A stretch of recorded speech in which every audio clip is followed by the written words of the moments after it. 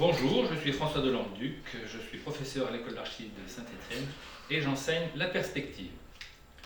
Donc je vais repartir sur ce schéma qui est en fait une axonométrie représentant la mise en perspective elle-même d'un objet. Et donc on va profiter de ce schéma pour continuer l'exercice que l'on avait fait de synthétisation que l'on avait fait la dernière fois en se posant la question, maintenant comment trace-t-on la perspective de la droite D, qui est marquée ici en bleu. Comment on s'y prend? Alors, je rappelle quelque chose de fort simple. Pour dessiner une droite, il me faut un point A, il me faut un point B, et je peux dessiner une droite. On a vu dans les premiers cours que A avait une perspective, B avait une perspective, et que la perspective de la droite AB, c'était la droite passant par A bar et B bar. Donc toute droite a une perspective. Donc il suffit de trouver deux points en perspective de la droite en perspective que l'on cherche pour pouvoir tracer cette droite en perspective. Donc il suffit de lire d'une certaine manière ce qui se passe ici sur ce schéma, sur cette axonométrie, pour déjà trouver un point, en utilisant les résultats de cours, en sachant que les points du tableau sont aussi leur perspective. Tous les points du tableau ont leur perspective confondue. Or, la droite D, ici représentée, si je cherche la perspective, je peux tout de suite, par une simple lecture oculaire, voir que ici, en ce point, I de D, qui franchit le tableau, eh bien, sa perspective, ce sera lui-même, ce sera I bar. Je le trace en vert. I bar. Donc la perspective que je cherche, la droite ici que je cherche en perspective, ce sera I bar. Voilà. Je cherche un deuxième point là, en perspective, point d'interrogation bar. C'est quoi ce deuxième point qui va me permettre de tracer la perspective de D? Alors je vais essayer de vous montrer quelque chose qui va nous permettre de passer, là on est, vous voyez, dans la Terre. Est-ce qu'il n'y aurait pas un point dans le plan horizontal, ici, qui nous permettrait d'avoir directement aussi une lecture très facile de ce deuxième point? Alors, ce que l'on considère, c'est que on cherche un point I, on a trouvé sa perspective. Maintenant, on pourrait très bien considérer, est-ce que ce point-là a une perspective? Oui, bien sûr, ce point-là a une perspective. Mais le plus intéressant, c'est est-ce que, je réitère mon raisonnement, est-ce que le point à l'infini de cette droite D, vous voyez, cette droite D là, si je la prolonge, ici, eh bien ici, elle va à l'infini, cette droite D.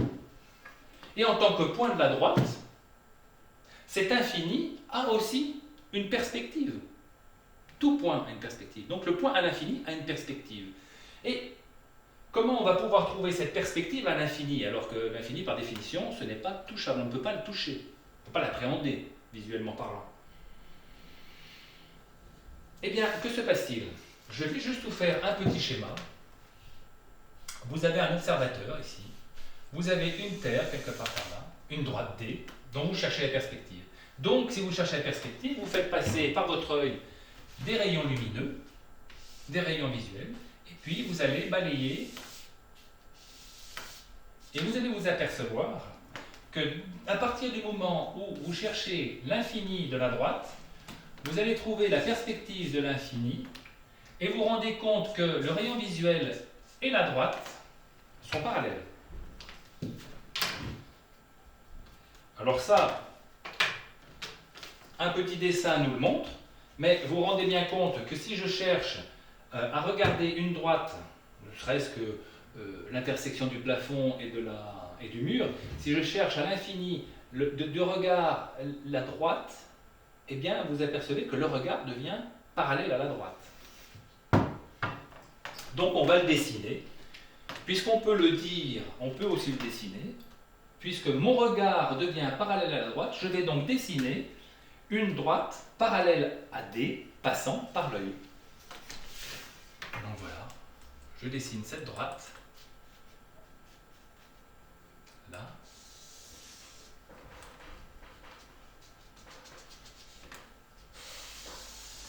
Voilà. Vous voyez, ça c'est une droite.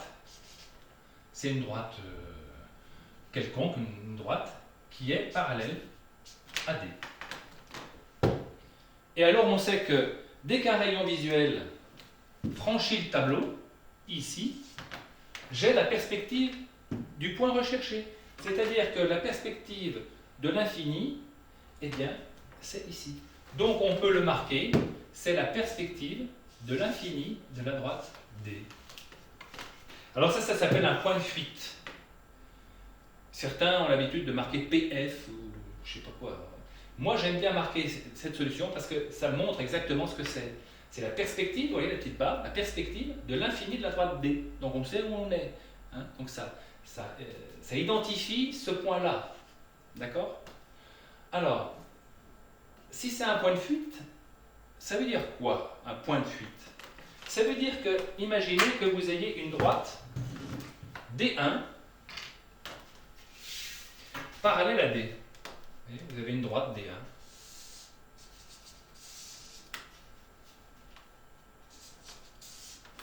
Parallèle à D. D1. Parallèle à D.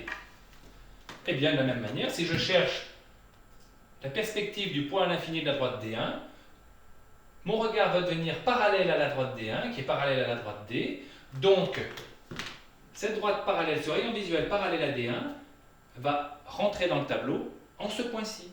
Donc, ce point de fuite, c'est le point de convergence, c'est la famille des droites D.